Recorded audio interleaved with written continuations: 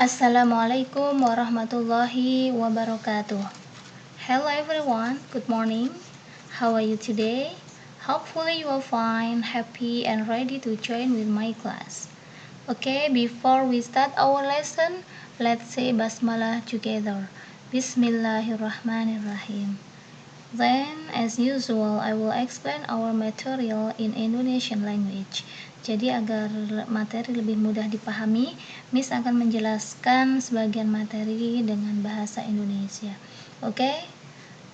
Review sejenak bahwa di kelas 7 kalian sudah belajar tentang berbagai ungkapan-ungkapan yang salah satu tujuan dari pembelajarannya adalah agar para siswa dapat menggunakan ungkapan-ungkapan tertentu secara tepat. Nah, di awal semester ini kita juga akan kembali belajar tentang ungkapan-ungkapan ya. Untuk dua ungkapan yang akan kita pelajari hari ini adalah asking for and giving attention dan checking understanding ya. Kalian bisa buka buku kalian di halaman 3 dan 4. Meminta dan memberi perhatian serta mengecek pemahaman. Okay, next we have an example of dialogue using asking for attention expression. I will read it for you. Ya, ini ada contoh dialog yang menggunakan ungkapan meminta perhatian. This dialogue between Irma and Edo. Listen, I have something to you. What's that? Tell me please. We will have a new English teacher. Really? That's nice news. Sure. You know she is very kind and her English is so excellent. How do you know it? My sister told me about it. Her name is Miss Amalia. Wow, it's really a good news, friend. Nah, dari dialog itu Miss sudah tandain dengan huruf yang dicetak tebal. Jadi ungkapan Irma yang meminta perhatian kepada Edo sebelum mereka berbicara lebih jauh lagi ya.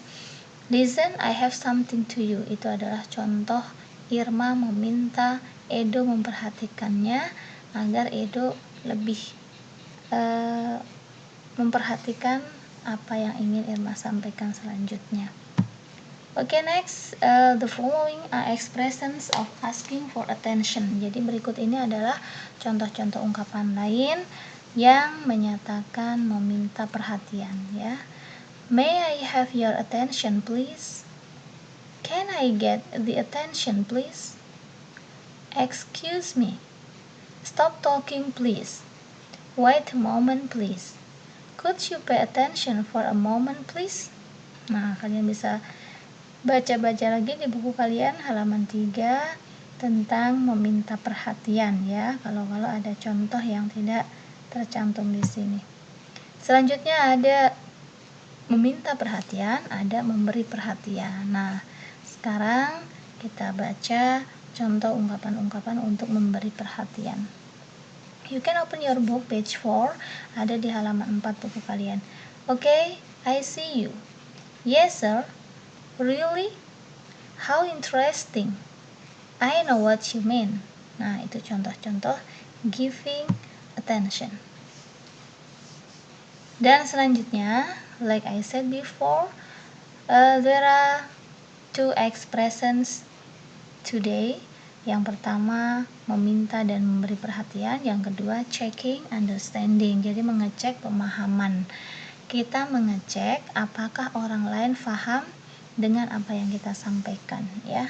Nah, ini ada contoh dialog, tapi karena dialognya cukup panjang, kalian bisa baca masing-masing di rumah.